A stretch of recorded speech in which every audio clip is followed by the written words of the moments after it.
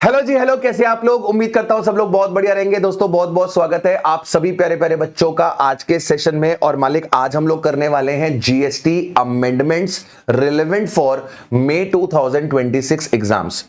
राजा बेटा, अगर आप मई 26 में एग्जाम लिखने वाले हो तो ये सारी की सारी अमेंडमेंट्स आपको अच्छे से करनी है, राइट? अच्छे से करनी है। इससे एग्जाम में क्वेश्चन आने के चांसेस हैं। मुझे ऐसा लगता है कि एग्जाम में इसमें से आप मान लो 4 नंबर तक का तो क्वेश्चन बन सकता है, राइट? बहुत छोटा सा सेशन होगा, मुश्किल से मुश्किल 1 घंटे का, मुश्किल से मुश्किल। इस 1 घंटे के अंदर आपके 4 नंबर पक्के होंगे। जरूर से पूरा सेशन देखना। बहुत हल्की हल्की सी माइनर माइनर सी अमेंडमेंट्स है, कोई बहुत भारी अमेंडमेंट्स नहीं है। यूं यूं यूं आपको समझ में आ जाएंगी और सर 4 नंबर आपके पक्के हो जाएंगे, ठीक है? तो जरूर से आप ये पूरा सेशन अच्छे तरीके से देख रहे हैं, राइट? तो चलो, without wasting any time session को कर देते हैं जल्दी से स्टार्ट। हमारे पास सबसे पहली जो अमेंडमेंट है वो है चार्ज अंडर जीएसटी के अंदर, सेक्शन 95 के अंदर। वैसे तो सेक्शन 95 जो है वो चार्ज अंडर जीएसटी वाले चैप्टर में है, पर हम लोग याद करो इसको किसके साथ पढ़ते थे? हम लोग इसको पढ़ते थे अपने पास टीडीएस टीसीएस वाले चैप्टर के साथ। मैंने आपको बताया था कि कुछ सर्विसेज नोटिफाई करी गई हैं जो ई कॉमर्स के थ्रू जब दी जाएंगी तो उस पे ना तो सप्लायर टैक्स देगा फॉरवर्ड चार्ज में, ना ही रिसिपिएंट टैक्स देगा रिवर्स चार्ज में। ई कॉमर्स ऑपरेटर जो होगा वो लायबल होगा to pay GST to the government, जिसके अंदर वो ओला उबर की सर्विस आ रही थी, ओयो की सर्विस आ रही थी, अर्बन कंपनी जिसके थ्रू मेकअप आर्टिस्ट सर्विस देती है वो वाली सर्विसेज आ रही थी। तो इन सर्विसेज की लिस्ट में एक पॉइंट और ऐड कर दिया गया है। तो जो ट्रांसपोर्टेशन ऑफ पैसेंजर की सर्विसेज थी by radio taxi, transportation of passenger की सर्विस थी omni bus, accommodation in hotel की सर्विस थी ओयो वाली, इसके बाद हाउस कीपिंग की सर्विस थी अर्बन कंपनी वाली, रेस्टोरेंट की सर्विस थी जोमेटो वाली। ये सब आपने ऑलरेडी पढ़ रखी है, बस इसमें एक और सर्विस ऐड हो गई है। आजकल आप देख रहे हो ना, वो पोर्टर बड़ा चल रहा है। पोर्टर पोर्टर पोर्टर का काम क्या होता है? लोकल डिलीवरी करता है सर, लोकल डिलीवरी करता है। अगर आपको विद इन द सिटी एक पॉइंट से दूसरे पॉइंट तक अगर सामान पहुंचाना है तो पोर्टर वहां पर हेल्प करता है। पोर्टर का अपना ऐप है, आप पोर्टर की ऐप पे जाते हो और आप वहां पर बुकिंग करते हो कि आपको पार्सल कहां से पिक करवाना है और पार्सल कहां पे ड्रॉप करवाना है। तो लेट्स से मुझे ये कैलकुलेटर आपके पास भिजवाना है, राइट? आप मान लो नोएडा में ही रहते हो सेक्टर 50 में, और मैं कहां रहता हूं? लेट्स से मैं रहता हूं गौर सिटी में। तो मुझे गौर सिटी से सेक्टर 50 में आपको ये कैलकुलेटर भिजवाना है। तो मैं क्या करता हूं? पोर्टर की ऐप पे जाता हूं, पोर्टर की ऐप पर मैं बुकिंग करता हूं that I have to send this calculator to you in sector 50। तो पोर्टर क्या करता है? डिलीवरी बॉय को असाइन करता है। डिलीवरी बॉय मेरे पास आता है, मेरे से ये पिक करता है, आप तक डिलीवर करता है। तो यहां पर बेसिकली आपको जो डिलीवरी मिल रही है, जो सर्विस मिल रही है, वो सर्विस कौन दे रहा है? सर सर्विस आपको दे रहा है वो डिलीवरी पर्सन। मतलब कस्टमर क्या कर रहा है सर? कस्टमर जो है वो पोर्टर पे ऑर्डर लगाता है, वो पोर्टर पे ऑर्डर लगाता है। पोर्टर क्या करता है? वो ऑर्डर डिलीवरी बॉय को फॉरवर्ड करता है। जो डिलीवरी बॉय होता है, जो बाइक लेकर आता है, उसको वो ऑर्डर क्या करता है? उसको वो ऑर्डर फॉरवर्ड करता है। और डिलीवरी बॉय क्या करता है? कस्टमर को सर्विस प्रोवाइड कर देता है, कस्टमर को सर्विस प्रोवाइड करता है। तो सरकार कह रही है कि इस सीन के अंदर जो पोर्टर है, जो आपका एग्रीगेटर है, जो ई कॉमर्स ऑपरेटर है, ये जो ई कॉमर्स ऑपरेटर है ना, ये बंदा जो होगा, पोर्टर जो होगा, ये लायबल होगा to pay GST on this service which is provided by delivery boy to the customer. लेकिन वो कहता है कि अगर डिलीवरी बॉय का टर्नओवर थ्रेशोल्ड से एक्सीड कर गया है, डिलीवरी बॉय का टर्नओवर थ्रेशोल्ड से एक्सीड कर गया, मतलब 20 लाख रुपीस एक्सीड कर गया है, फिर डिलीवरी बॉय को ही क्या करना पड़ेगा? जीएसटी में रजिस्ट्रेशन कराना पड़ेगा। और यही क्या करेगा सर? यही अपने पास जीएसटी पे करेगा। मतलब अगर डिलीवरी बॉय का टर्नओवर रजिस्ट्रेशन थ्रेशोल्ड को एक्सीड नहीं कर रहा तो उस केस में जो पोर्टर होगा वो वहां पे जीएसटी देगा। लेकिन अगर डिलीवरी बॉय का टर्नओवर रजिस्ट्रेशन थ्रेशोल्ड को एक्सीड कर रहा है तो डिलीवरी बॉय ही वहां पर क्या करेगा? जीएसटी पे करके चलेगा। बिल्कुल सेम ऐसा ही अर्बन कंपनी में भी था। जो मेकअप आर्टिस्ट है, जिसको आप अपने पास अर्बन कंपनी से बुक करते हो, अगर वो मेकअप आर्टिस्ट जीएसटी में रजिस्ट्रेशन के लिए लायबल है तो फिर वहां पर ई कॉमर्स यानी कि अर्बन कंपनी जीएसटी पे नहीं करती, वो मेकअप आर्टिस्ट ही पे करता है। ठीक वैसे ही है यहाँ पे भी, ठीक है? तो यहां पर क्या लिखा है? Services by way of local delivery except where the person supplying such service to the electronic commerce operator is liable for registration under subsection 1 of section 22। तो क्या बोल रहा है कि अगर आपका delivery boy liable to registration है फिर ई कॉमर्स ऑपरेटर नहीं देगा, लेकिन अगर delivery boy liable to register नहीं है तो हम 95 लगा देंगे और ई कॉमर्स ऑपरेटर से कहेंगे कि तुम यहां पर हमें क्या करो, जीएसटी दे दो। बस पहली अमेंडमेंट हो गई। इसके बाद हम बात करते हैं, छोटा सा अमेंडमेंट आया है, छोटा सा अमेंडमेंट आया है एग्जेम्पशन फ्रॉम जीएसटी में। एग्जेम्पशन फ्रॉम जीएसटी में पहले एक एग्जिस्टिंग सर्विस है जीटीए वाली, उधर थोड़ा सा चेंज आया है कि अगर आप सर्विसेज प्रोवाइड कर रहे हो ट्रांसपोर्टेशन ऑफ गुड्स की बाय रोड, तो हमने क्या पढ़ा था, बाय रोड अगर गुड्स का ट्रांसपोर्टेशन होता है तो वो एग्जेम्प्ट होता है, लेकिन अगर बाय रोड आप जीटीए के थ्रू जा रहे हो, बाय रोड अगर आप जीटीए के थ्रू जा रहे हो तो जीटीए की सर्विस पे एग्जेम्पशन नहीं मिलती। जीटीए की सर्विस अपने पास क्या होती है जी, टैक्सेबल होती है। अगर आप बाय रोड कुरियर एजेंसी की सर्विसेज ले रहे हो तो कुरियर एजेंसी की भी सर्विस क्या होती है, टैक्सेबल होती है। इसके अलावा, इन दोनों के अलावा अगर आप बाय रोड गुड्स का ट्रांसपोर्टेशन कर रहे हो तो वो एग्जेम्प्ट होगा। कैसे करोगे, नॉर्मल रिक्शा से कर रहे हो, नॉर्मल बैलगाड़ी वगैरह से कर रहे हो, हाथ गाड़ी वगैरह से कर रहे हो, तो वहां पर जीएसटी नहीं लगती थी।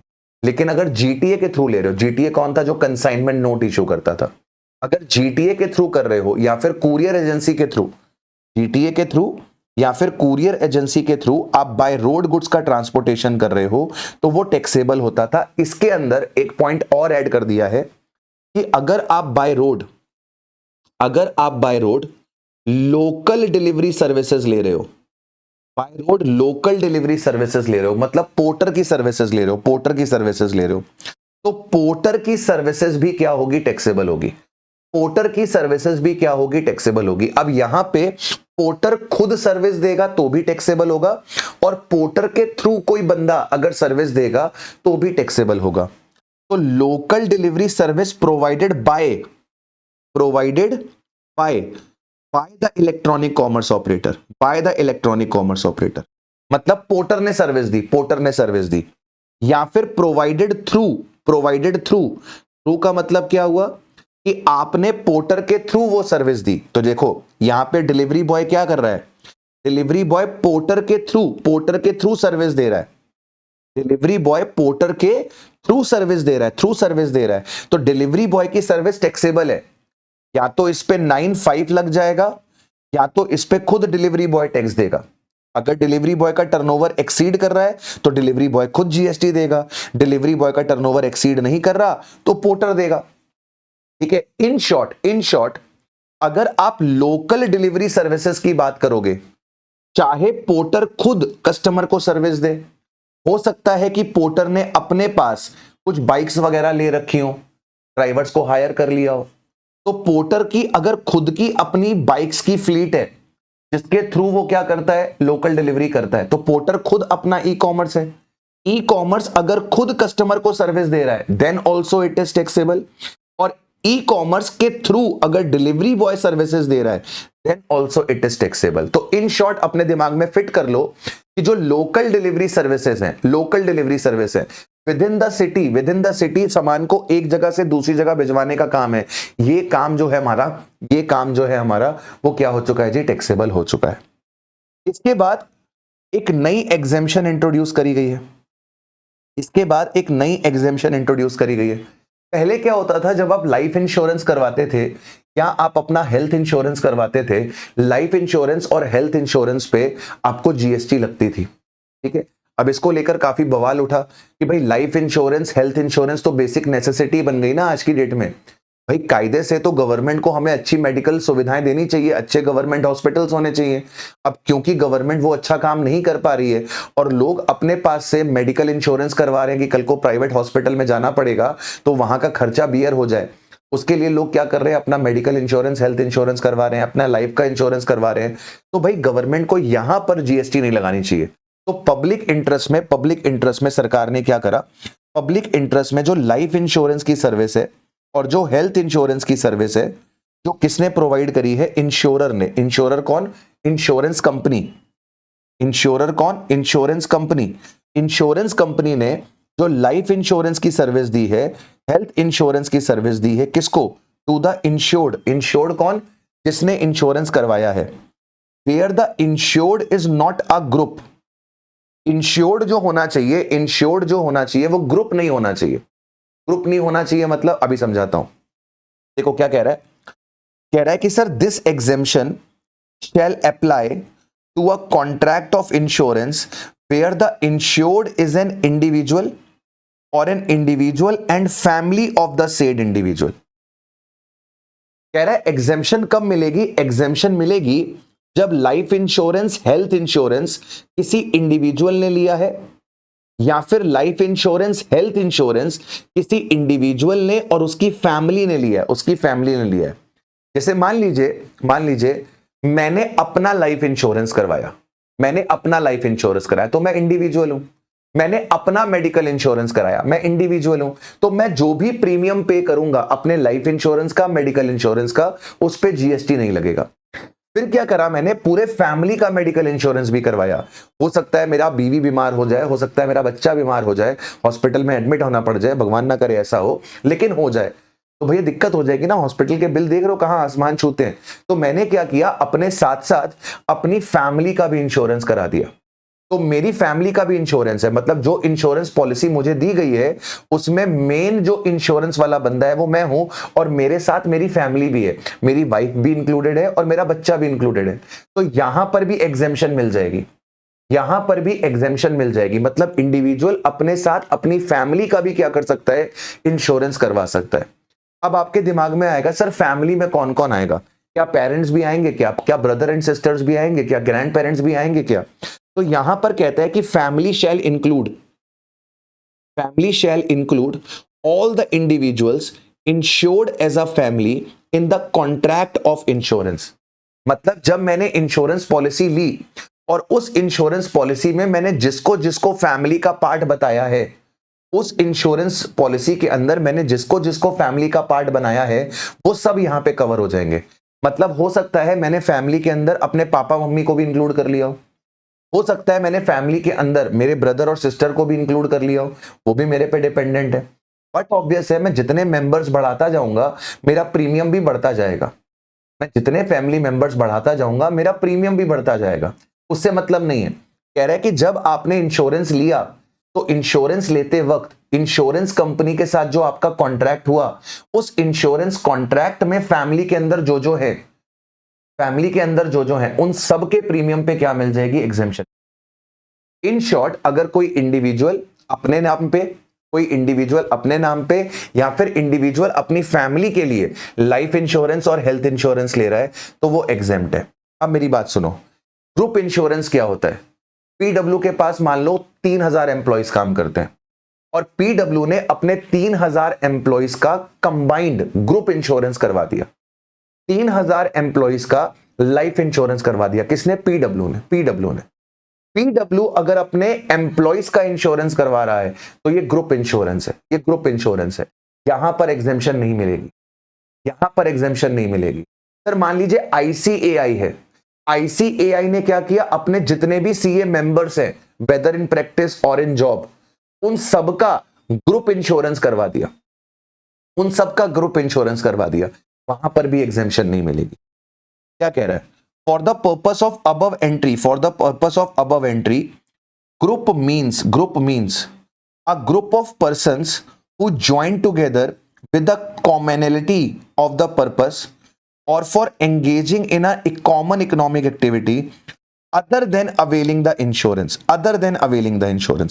इंश्योरेंस अवेल करने के अलावा, इंश्योरेंस अवेल करने के अलावा वो किसी कॉमन इकोनॉमिक एक्टिविटी के लिए मिले हुए हैं।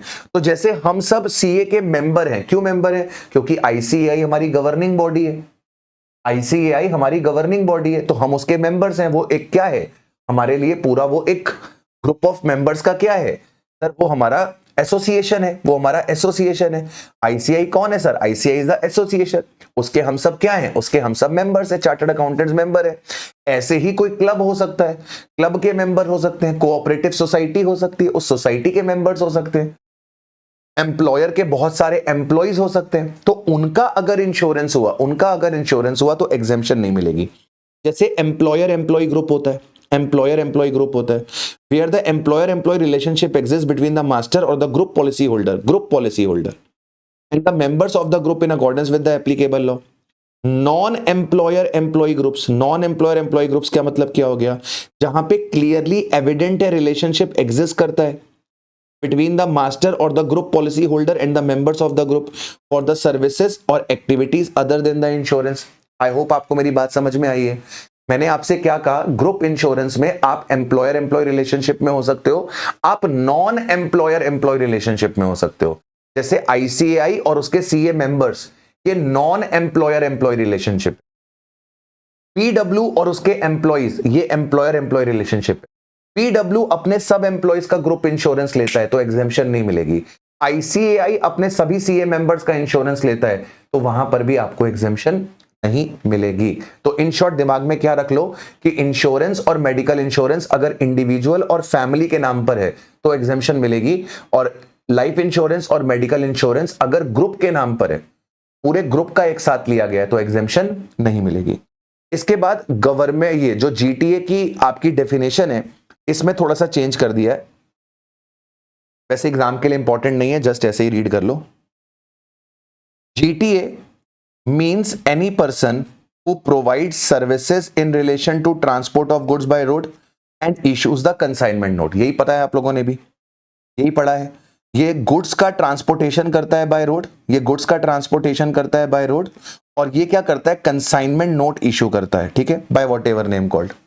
कह रहा है लेकिन जीटीए के अंदर हम इंक्लूड नहीं करेंगे, ये 2 पॉइंट नए ऐड हो गए। जीटीए के अंदर हम इंक्लूड नहीं करेंगे ई कॉमर्स ऑपरेटर को by whom the services of the local delivery are provided. मतलब पोर्टर क्या है, ई कॉमर्स ऑपरेटर है जो क्या करता है, लोकल डिलीवरी सर्विस देता है। पोर्टर को हम जीटीए नहीं बोलेंगे। E commerce operator through whom the services of the local delivery are provided, मतलब वो जो अपना डिलीवरी पर्सन है जो ई कॉमर्स के थ्रू सर्विसेज दे रहा है, उस डिलीवरी पर्सन को भी हम जीटीए नहीं बोलेंगे। ठीक है, क्यों नहीं बोल रहे, क्योंकि सर वहां पर हमने उसको अलग से कवर कर लिया है कि सर जो आपकी लोकल डिलीवरी की सर्विसेज हैं वो अपने पास क्या है, टैक्सेबल। तो अगर आप इस पॉइंट को नहीं भी करोगे ना तो भी कोई आफत नहीं आएगी, छोड़ सकते हो इस। इसके बाद अगला जो अमेंडमेंट आया है वो आया है टाइम ऑफ सप्लाई वाले चैप्टर में। टाइम ऑफ सप्लाई वाले चैप्टर में क्या अमेंडमेंट आया है, आपने एक सेक्शन पढ़ा था, सेक्शन 12(4) और section 13(4). Time of supply in case of issue of voucher. अगर सप्लाई आइडेंटिफाइबल है तो टाइम ऑफ सप्लाई बनता है date of issue of voucher. Supply identifiable नहीं है तो टाइम ऑफ सप्लाई बनता है date of redemption of voucher. यहां पर क्या किया गया सर, एक क्लैरिफिकेशन लाया गया। यहां पर एक क्लैरिफिकेशन आया, एक सर्कुलर आया, और वो सर्कुलर कहता है ये जो वाउचर होते हैं ना, वाउचर ये ना तो गुड्स होते हैं और ना ही सर्विस होते हैं। भाई वाउचर क्या है सर, वाउचर तो एक तरीके का आप कह लो ना कि वो एक तरीके का मनी है। Voucher as a consideration accept होगा ना। भाई जैसे मान लो मैंने आपको शूज का वाउचर दिया, नाइकी के शूज का वाउचर दिया, तो वो है तो वाउचर ना, वो नाइकी के शूज थोड़ा ना है। मैंने आपको नाइकी के शूज का वाउचर दिया, वो है तो वाउचर ही ना, वो कोई शूज थोड़े ना है। जब आप नाइकी के शोरूम में जूता खरीदने जाओगे तो नाइकी के शोरूम वाला उस वाउचर को एक्सेप्ट कर लेगा एज अ कंसिडरेशन। तो basically voucher is what, voucher is a money. Voucher क्या है, मनी, और मनी के ऊपर जीएसटी नहीं लगती। Money and securities are neither goods not services, उनके ऊपर जीएसटी नहीं लगती। तो सरकार ने कहा चलो भाई हमसे गलती हो गई, हम थोड़ी सी अलग दुनिया में रह रहे थे, हमें एकदम से भगवान ने थोड़ी सी सद्बुद्धि बख्शी और समझाया कि जो वाउचर होते हैं, वाउचर जो होते हैं वो मनी होते हैं, and money is neither goods not services. तो जब वाउचर ना तो गुड्स है ना तो सर्विस है तो उस पर कोई जीएसटी भी एप्लीकेबल नहीं हो सकती। वाउचर के इशू पे कोई जीएसटी एप्लीकेबल नहीं हो सकती। देयरफॉर जो आपका सेक्शन नंबर 12(4) है और 13(4) है, जो कि वाउचर को लेके टाइम ऑफ सप्लाई बनाते थे, इनका अब कोई भी रोल नहीं बचा। इनको अब क्या कर दिया है, ओमिट कर दिया। मतलब आपके सिलेबस से कह लो कि 2 सेक्शन कम हो गए, 12(4) और 13(4), ये 2 सेक्शन आपके सिलेबस से कम हो गए। ठीक है, फिर इसके बाद वैल्यू ऑफ सप्लाई में थोड़ी सी क्लैरिफिकेशन है, उस पर मैं आऊं उससे पहले जीएसटी रिटर्न के अंदर एक छोटा सा अमेंडमेंट है, हम लोग एक पढ़ते हैं पॉइंट एनुअल रिटर्न को लेके। एनुअल रिटर्न के अंदर एक छोटी सी अमेंडमेंट आई है, वो कह रहा है कि अगर आपका फाइनेंशियल ईयर में जो टर्नओवर है, अगर आपका फाइनेंशियल ईयर में जो टर्नओवर है वो अप टू 2 करोड़ से, अप टू 2 करोड़ से, तो आपको फिर ऐसे केस में एनुअल रिटर्न जो है वो अपने पास फाइल नहीं करनी। ऐसे केस में आपको अपने पास एनुअल रिटर्न फाइल नहीं करनी। तो अगर आपको याद हो तो हमने एनुअल रिटर्न के लिए क्या पढ़ा था सर? एनुअल रिटर्न किसको किसको फाइल नहीं करनी होती? सर एनुअल रिटर्न के लिए हमने पढ़ा था कि अगर आप कौन हो सर, अगर आप अपने पास सीटीपी हो, अगर आप अपने पास आईएसडी हो, अगर आप अपने पास टीडीएस काटने वाले हो, आप अपने पास टीसीएस कलेक्ट करने वाले हो, तो इन लोगों को भी एनुअल रिटर्न नहीं भरनी होती थी। अब इसके साथ साथ उन लोगों को भी एनुअल रिटर्न नहीं भरनी है जिनका टर्नओवर अप टू 2 करोड़ है। ऐसे लोगों के ऊपर एनुअल रिटर्न की ऑब्लिगेशन अब नहीं है। ऐसे लोगों के ऊपर अब एनुअल रिटर्न की ऑब्लिगेशन नहीं है। मतलब आपको एनुअल रिटर्न तभी भरनी है, आपको एनुअल रिटर्न तभी भरनी है जब आपका टर्नओवर क्या करे, जब आपका टर्नओवर 2 करोड़ को एक्सीड। ठीक है, ओके। मुझे ऐसा लगता है कि इस पे ना एमसीक्यू इंस्टीट्यूट आपसे पूछ सकता है, इस पे एमसीक्यू आपसे पूछा जा सकता है। ठीक है, हमने सारी जो अमेंडमेंट्स थी वो हमने कवर कर ली। बस एक लास्ट पॉइंट रह गया, अब वैल्यू ऑफ सप्लाई। एक लास्ट पॉइंट रह गया, वैल्यू ऑफ सप्लाई। ये बहुत इंपॉर्टेंट है। मुझे ऐसा लगता है कि यहां से आपके पास 4 नंबर का क्वेश्चन एग्जाम में आ सकता है।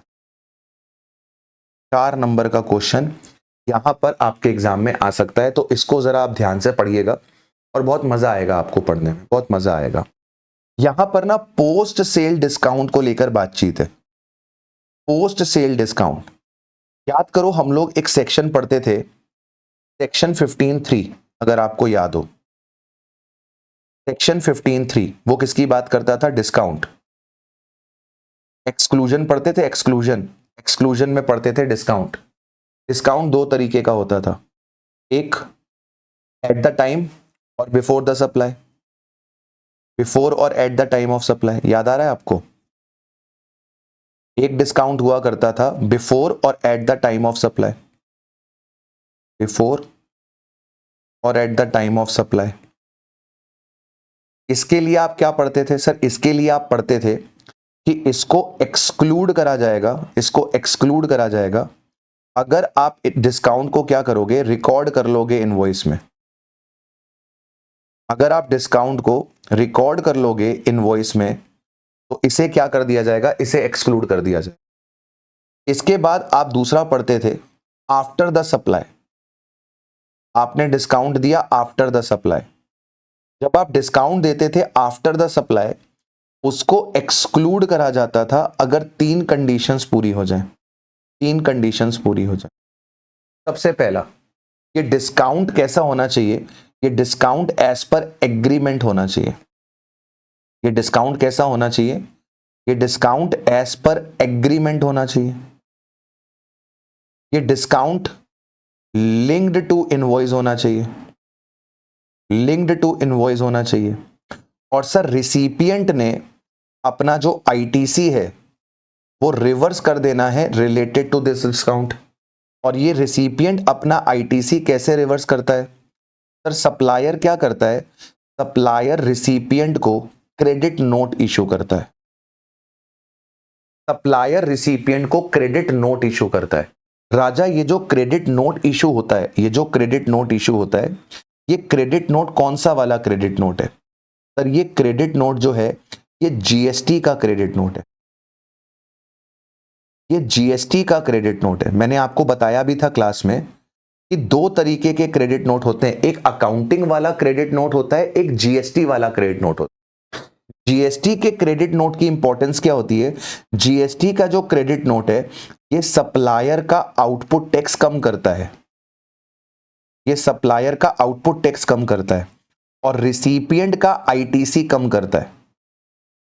जीएसटी के क्रेडिट नोट का इंपैक्ट कहां आता है? जीएसटी के क्रेडिट नोट का इंपैक्ट आता है आपके टैक्सेस पे, आपके टैक्सेस पे। सप्लायर का आउटपुट टैक्स कम होता है और रिसिपिएंट का आईटीसी कम होता है। ठीक है, ये जीएसटी का क्रेडिट नोट है। इसके बाद ये क्रेडिट नोट आप कब इशू करते हो? ये क्रेडिट नोट आप कब इशू करते हो? जब आपका डिस्काउंट एज पर एग्रीमेंट है और ये डिस्काउंट लिंक्ड टू इनवॉइस है। जब आपका डिस्काउंट एज पर एग्रीमेंट है और डिस्काउंट लिंक्ड टू इनवॉइस है, तो आप जीएसटी का क्रेडिट नोट इशू करते हो, जिससे आपका रिसिपिएंट क्या करता है? अपना आईटीसी रिवर्स करता है, आईटीसी रिवर्स करता है।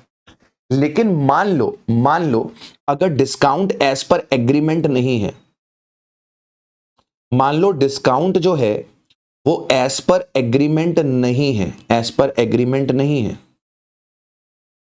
Discount is not as per agreement,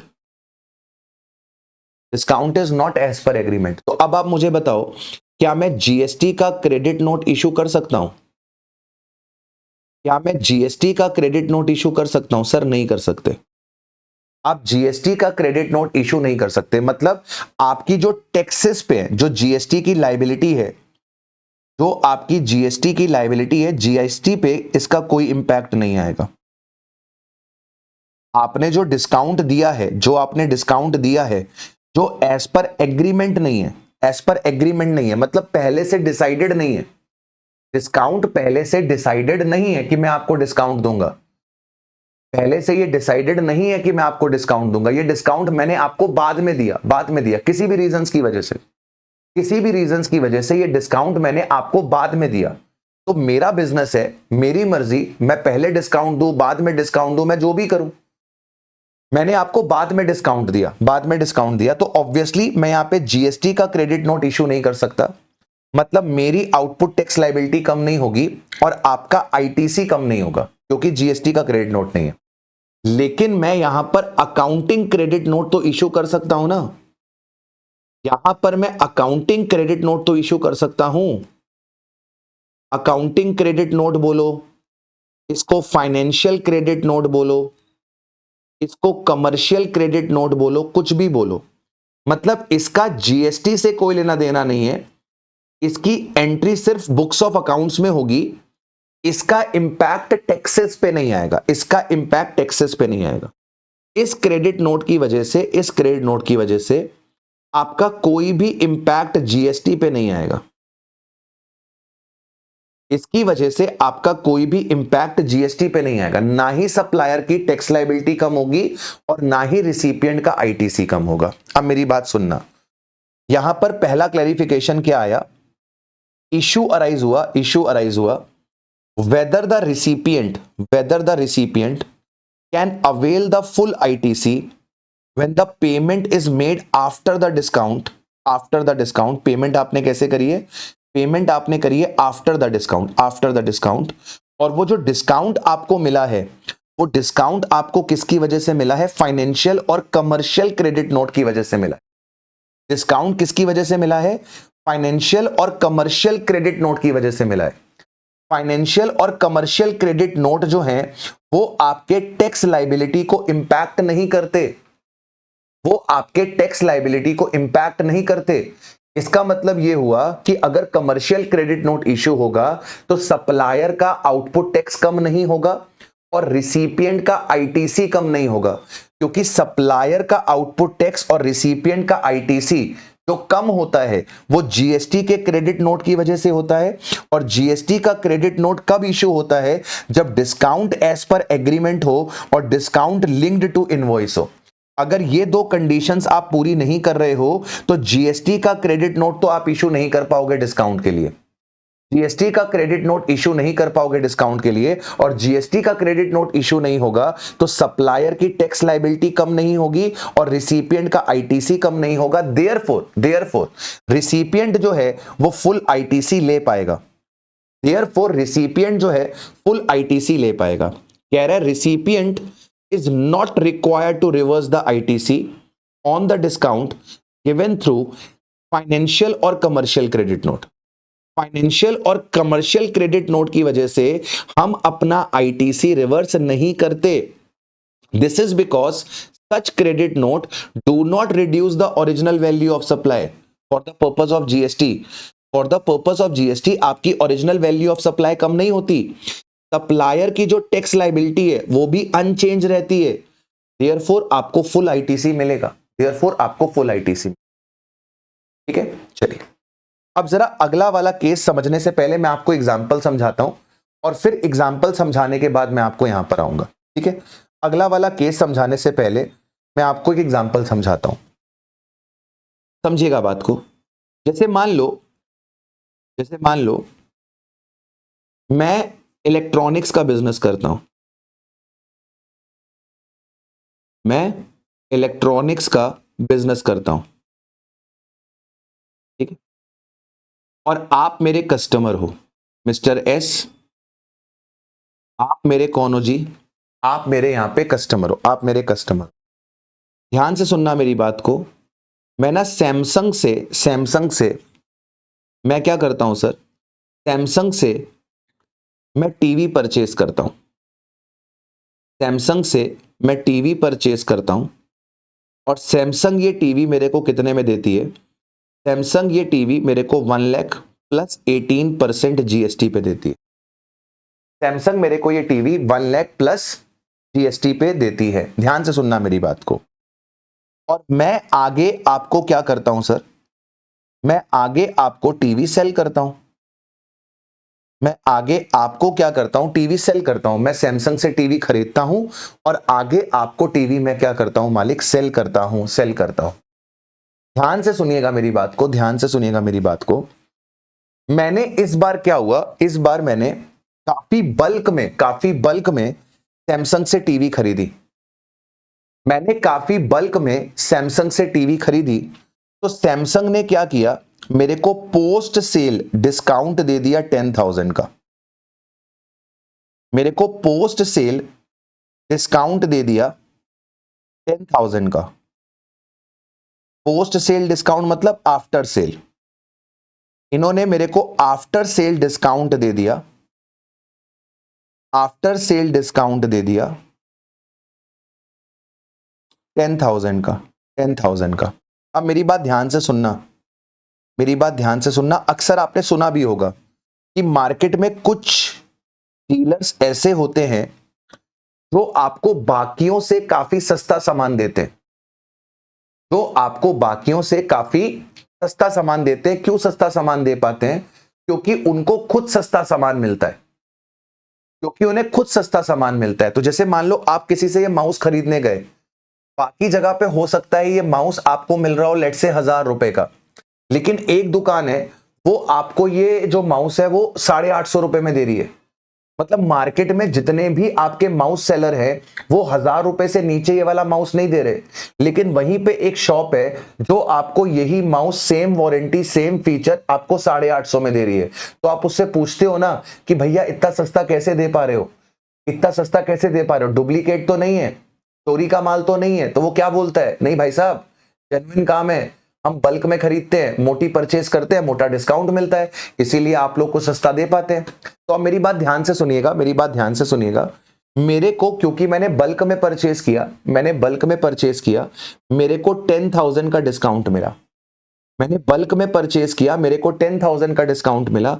मैंने आपको टीवी बेची और मैंने आपको भी क्या कर दिया, मैंने आपको भी 10,000 का डिस्काउंट दे दिया। 10,000 का डिस्काउंट मुझे मिला था, मैंने भी आगे 10,000 का डिस्काउंट पास ऑन कर दिया। जैसे नॉर्मली मैं टीवी 1,20,000 में बेचता, नॉर्मली मैं टीवी 1,20,000 में बेचता, लेकिन क्योंकि मुझे भी डिस्काउंट मिल गया तो कस्टमर को मजबूत करने के लिए, पक्का करने के लिए, अपने पास लॉयल बनाने के लिए मैंने भी डिस्काउंट दे दिया, मैंने भी डिस्काउंट दे दिया। मैंने यहां पे आपको चीज 1,10,000 रुपए की दे दी। अब डिपार्टमेंट क्या कह रही है, डिपार्टमेंट कह रही है, डिपार्टमेंट कह रही है कि सर यहां पे ना लोचा हो रहा है। डिपार्टमेंट कह रहा है, किसको? मुझसे कह रहा है। डिपार्टमेंट कह रहा है कि सर यहां पर क्या हो रहा है, यहां पर क्या हो रहा है, आप जो 10,000 रुपए का डिस्काउंट कस्टमर को दिखा रहे हो, आप जो ये 10,000 रुपए का डिस्काउंट कस्टमर को दिखा रहे हो, आपको ये 10,000 रुपए सैमसंग से मिल रहे हैं।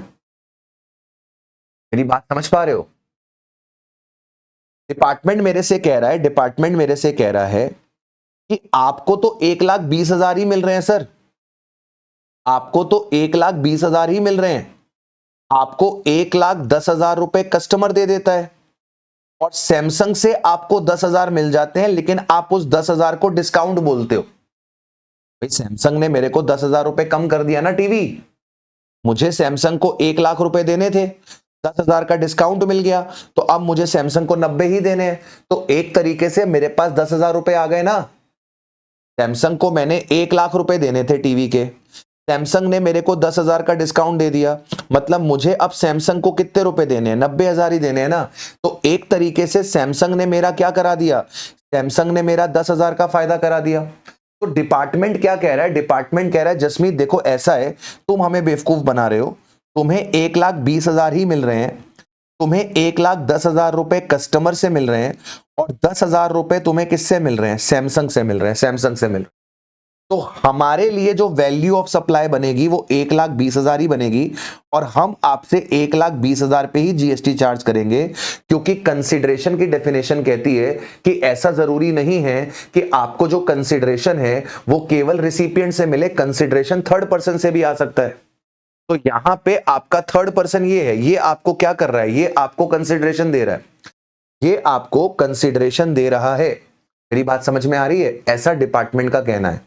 तो सवाल ये है कि ये जो 10,000 रुपए का डिस्काउंट हमें सैमसंग ने दिया ताकि हम आगे टीवी 10,000 रुपए सस्ती बेच सके, तो क्या ये 10,000 का डिस्काउंट वैल्यू ऑफ सप्लाई का पार्ट बनेगा?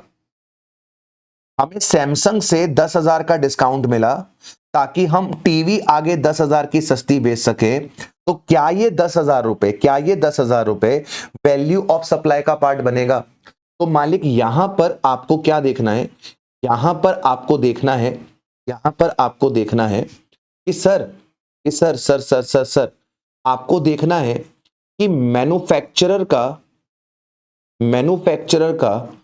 एंड डीलर का आपस में कोई एग्रीमेंट हुआ है क्या? मैन्युफैक्चरर का एंड डीलर का आपस में कोई एग्रीमेंट हुआ है क्या to increase the cell,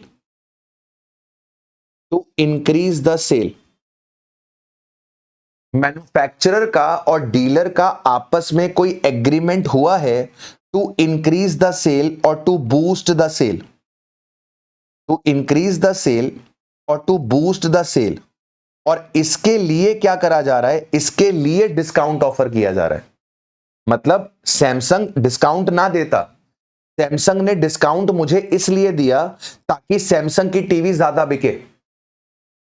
Samsung मेरे को 10,000 का डिस्काउंट इसलिए दे रही है ताकि सैमसंग की टीवी ज्यादा बिके, ऐसा मेरा और सैमसंग के बीच में एग्रीमेंट हो गया। सैमसंग मेरे से कह रही है कि हमारी टीवी आप बेचो, हम आपको 10,000 का डिस्काउंट देते हैं, आप आगे 10,000 रुपए सस्ती बेचो। सैमसंग मेरे से क्या बोल रहा है, सैमसंग मेरे से कह रहा है कि सर आप हमारी टीवी बेचो, 10,000 रुपए सस्ते में बेचो, जो 10,000 रुपए आप सस्ते में बेचोगे वो हम आपको दे देंगे एज अ डिस्काउंट। मतलब सैमसंग चाहता है कि मैं उसके कस्टमर को 10,000 रुपए सस्ती टीवी दूं। सैमसंग का और मेरा एग्रीमेंट हो रहा है, जहां पर सैमसंग मुझसे कह रहा है कि आप आगे टीवी 10,000 रुपए सस्ती बेचो, जो 10,000 रुपए आप कस्टमर से कम लोगे हम उतना ही आपको डिस्काउंट दे देंगे। मतलब आपका मामला फिट्टूस हो जाएगा, बैलेंस हो जाएगा। आपको यहां 10,000 रुपए कम मिलेंगे, आपको यहां 10,000 रुपए कम देने पड़ेंगे, तो आपको तो नुकसान नहीं है, लेकिन सैमसंग का टीवी ज्यादा बिकेगा, हमारी सेल ज्यादा होगी, we will be the number 1 TV seller in the India. कोई भी एजेंडा हो सकता है सैमसंग का। तो सैमसंग यहां पर मेरे से कह रहा है, सैमसंग मेरे से यहां पे कह रहा है कि मालिक आपको टीवी आगे सस्ती बेचनी है। मेरा और सैमसंग का एग्रीमेंट हुआ, जहां पे सैमसंग ने मुझसे कहा कि आपको टीवी आगे सस्ती बेचनी है, जितनी सस्ती आप टीवी बेचोगे उतना ही हम आपको भी डिस्काउंट दे देंगे। अगर ऐसा है यस तो ऐसे केस में जो डिस्काउंट ऑफर किया है बाय मिस्टर जे, जो कि डीलर है, टू कस्टमर, उसे क्या करा जाएगा, उसे इंक्लूड करा जाएगा in value of supply. Therefore value of supply कितने की हो जाएगी, वैल्यू ऑफ सप्लाई 120 की होगी, और 120 पे जीएसटी। ऐसा माना जाएगा कि 10,000 रुपए आपको किससे मिल रहे हैं? 10,000 रुपए आपको थर्ड पर्सन से। लेकिन राजा, अगर ऐसा कोई एग्रीमेंट नहीं हुआ है मेरा और सैमसंग का, there is no such agreement, there is no such agreement, that is dealer is offering discount, dealer is offering discount on principal to principal basis, on principal to principal basis, that is independent capacity में discount दे रहा हूं। मतलब मुझे Samsung ने नहीं कहा discount दो। भाई ये मेरी पॉलिसी है। मेरे दिमाग में बिजनेस आइडिया आया कि मैं बल्क में खरीदता हूं ना, मैं बल्क में खरीदूंगा, सैमसंग मेरे को डिस्काउंट देगा, मैं वही डिस्काउंट अपने कस्टमर को पास ऑन करूंगा। मार्केट में खबर फैलेगी कि जसमीत जो है वो ओरिजिनल चीजें सस्ते में देता है, तो वो कस्टमर 4 लोगों को बताएगा, मेरी दुकान की पब्लिसिटी होगी, मेरे पास और कस्टमर आएंगे। ये मैं खुद से कर रहा हूं। मुझे सैमसंग ने ऐसा नहीं कहा, there is no such agreement between the dealer and the manufacturer कि भैया आपको माल बेचना है आप डिस्काउंट दो। ऐसा कोई एग्रीमेंट मेरे और सैमसंग के बीच में नहीं हुआ कि माल बेचने के लिए डिस्काउंट देना है। मैं अपनी मर्जी से अपना धंधा चला रहा हूं, अपने हिसाब से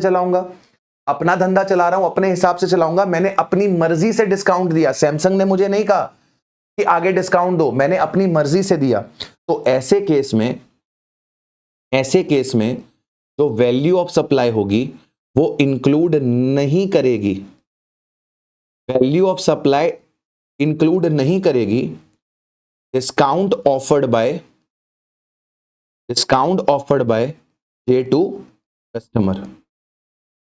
दैट इज आपका जो वैल्यू ऑफ सप्लाई होगा that will be 1,10,000, that will be 1,10,000। आइए रीड कर लेते हैं क्या कह रहा है।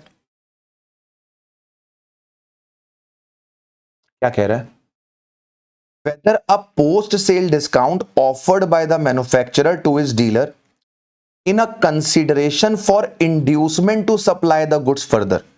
Inducement मतलब कि आपको इंक्रीज करनी है सेल, आपको सेल इंक्रीज करनी है। सैमसंग मेरे से कह रहा है आगे कस्टमर को सस्ता माल दो, जितना डिस्काउंट तुम कस्टमर को दोगे उतना ही डिस्काउंट मैं तुम्हें दूंगा, मेरा प्रोडक्ट बिकना चाहिए, ऐसा सैमसंग ने मेरे से कहा। तो क्या कह रहा है? Consideration include monetary value of any act for the inducement of the supply of goods whether by the recipient और बाय एनी अदर पर्सन। तो जो भी आपको मॉनेटरी वैल्यू मिल रही है सेल करने के लिए, चाहे तो रिसिपिएंट से मिले चाहे तो किसी भी पर्सन से मिले, इन शॉर्ट अगर थर्ड पर्सन से भी पैसा मिल रहा है तो उसे हम इंक्लूड करेंगे। पहला है dealer independently sells to the end customer. मतलब मुझको सैमसंग ने नहीं कहा कि आगे माल सस्ता देना है, सैमसंग ने मुझे नहीं कहा कि माल आगे सस्ता देना है, मैं अपनी मर्जी से सस्ता माल दे रहा हूं। ये मेरी बिजनेस स्ट्रेटजी है कि मैं सैमसंग से बल्क में खरीदूंगा, जितना सैमसंग मुझे डिस्काउंट देगा वो डिस्काउंट मैं अपने कस्टमर को पास ऑन कर दूंगा, मैं मार्केट से सस्ता प्रोडक्ट दे पाऊंगा। ये मेरी स्ट्रेटजी है। तो कह रहा है कि such discount is not treated as consideration and it is not includable in the value of supply. फिर कह रहा है कि discount is linked to manufacturer और customer agreement. Manufacturer has agreement to supply the goods at a discounted price and manufacturer compensate the dealer through the financial और commercial credit note. मतलब Samsung खुद कह रही है कि कस्टमर को 10,000 रुपए का डिस्काउंट दो और जितना तुम कस्टमर को डिस्काउंट दोगे हम भी तुमको उतना डिस्काउंट दे देंगे। सैमसंग क्या कह रही है? सैमसंग कह रही है माल बेच और सस्ते में बेच। सैमसंग कह रही है माल बेच, सस्ते में बेच, जितना सस्ते में बेचेगा उतना मैं तेरे को डिस्काउंट के तौर पे कंपनसेट करूंगी। तो कह रहा है कि such discount act as a inducement for the dealer to supply the goods at the agreed price and it forms the part of consideration and it will be included in the value of supply. तो यहां पर मैंने example लिया है कि Samsung ने dealer को supply किया 1 लाख प्लस 18% जीएसटी पे और फिर बाद में उसने पोस्ट सप्लाई डिस्काउंट दिया 10,000 का। सेल्स आफ्टर डिस्काउंट ऑफ 10,000 मतलब डीलर ने 10,000 का जो ये डिस्काउंट था वो कस्टमर को पास ऑन कर दिया, 10,000 का डिस्काउंट कस्टमर को पास ऑन कर दिया। तो अब कह रहा है कि अगर कोई एग्रीमेंट नहीं है between the dealer and the Samsung, then the discount received from the Samsung shall not be included in the value of supply made by the dealer to the customer. However, if there is agreement between the Samsung and the dealer to provide the discount to the customer to increase the sales, लेकिन अगर agreement है between the Samsung and dealer to provide the discount to the customer to increase the sale, भैया agreement हुआ है, sales बढ़ानी है, और इसके चलते सैमसंग क्या दे रहा है, डिस्काउंट दे रहा है, तो डिस्काउंट रिसीव को क्या करा जाएगा, इंक्लूड करा जाएगा in the value of supply made by the dealer to the, ठीक है, ओके। इसके बाद अगला पॉइंट आता है whether a post sale discount extended by the manufacturer to the dealer can be treated as consideration in lieu of the activities performed to promote the sales of the goods, मेरी बात ध्यान से सुनिए। जैसे मान लीजिए आप किसी इलेक्ट्रॉनिक शोरूम पे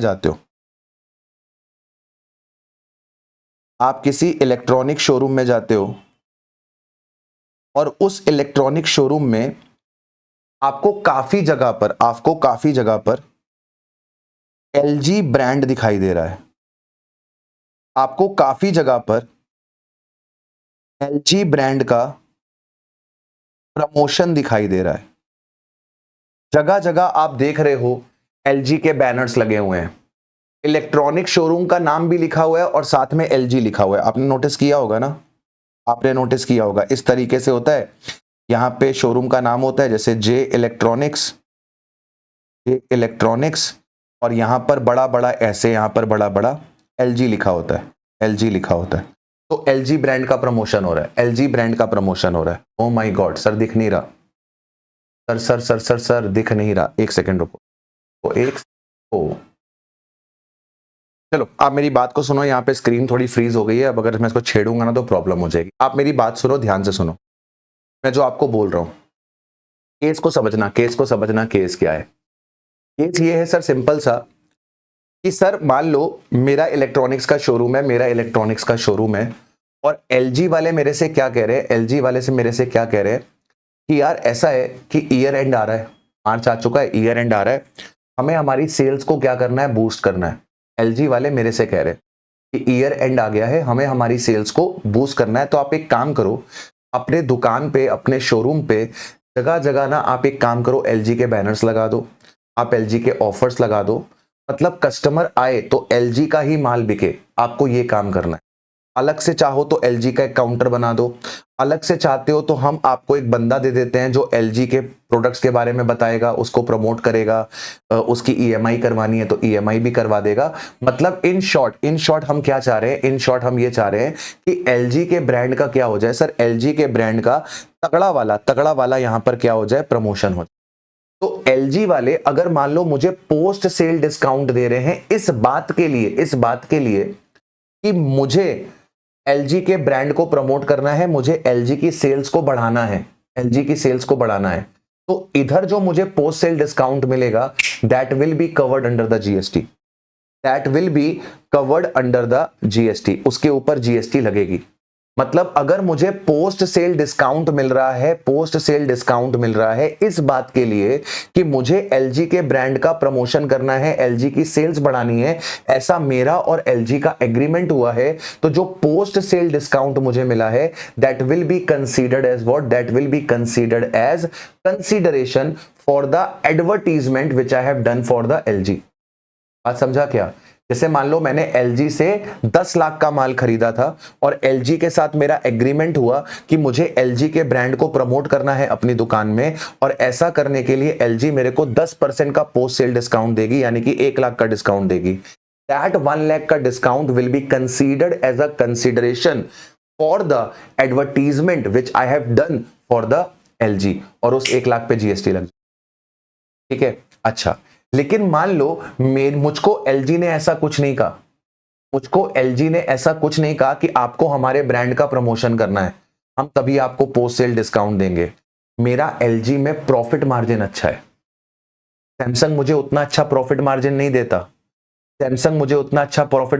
देता, गोदरेज मेरे को उतना अच्छा प्रॉफिट मार्जिन नहीं देता, या और कोई भी इलेक्ट्रॉनिक प्रोडक्ट मुझे उतना अच्छा प्रॉफिट मार्जिन नहीं देता जितना अच्छा प्रॉफिट मार्जिन मेरे को एलजी देती है। तो मैं अपनी मर्जी से एलजी का ब्रांड प्रमोट कर रहा हूं, मुझे एलजी ने नहीं कहा, there is no agreement between me and the LG.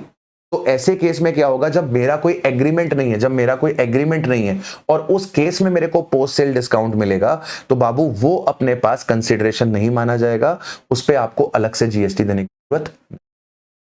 I hope you got my point. अगर मेरा और एलजी का एग्रीमेंट है कि मुझे एलजी का ब्रांड प्रमोट करना है, उसके लिए मुझे पोस्ट सेल डिस्काउंट मिलेगा, तो then it will be falling under the GST. लेकिन अगर मेरा कोई एग्रीमेंट नहीं हुआ है एलजी के साथ, मैं अपनी मर्जी से एलजी के ब्रांड के प्रोडक्ट को बेचने की कोशिश कर रहा हूं क्योंकि मुझे वहां पे ज्यादा प्रॉफिट मार्जिन मिलती है, तो ऐसे केस में जो पोस्ट सेल डिस्काउंट होगा वो यहां पर अपने पास फॉल नहीं करेगा मालिक, नहीं। राइट हमने इसी के साथ जितनी भी अमेंडमेंट्स थी वो सारी की सारी अमेंडमेंट्स हमने यहां पर कवर कर ली। इसके अलावा और कोई भी अमेंडमेंट आपके पास यहां पर नहीं है। मेक श्योर कि आप ये सारी की सारी अमेंडमेंट्स एक बार अपने पास से भी रीड कर ले रहे हैं। इसका जो पीडीएफ है वो मैं आपको प्रोवाइड करवा दूंगा, एनोनेटेड वाला भी और विदाउट एनोनेटेड वाला भी, सो दैट आपको प्रॉब्लम ना। राइट तो मिलते हैं मालिक आपसे नेक्स्ट क्लास में। Till then take care of yourself, bye to all, have a nice.